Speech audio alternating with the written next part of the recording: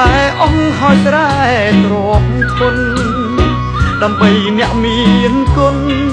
ទ្របធនមិនអាចព្រៀបឡើងតួអង្គប៉ុន្មានក៏កូនមិនរុញរាឡើយឲ្យតែម៉ែបានស្បើស៊ូហើយស៊ូព្រោះតែម៉ែខំប្រឹងធ្វើការរកប្រាំងទិញថ្នាំថ្ងៃក្តៅក៏ខ្លាំងកំឡាំងមិនដឹងទៅឯណាតែម៉ែ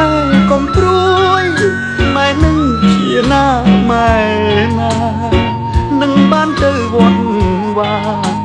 តវានាពេលខ្ញុំ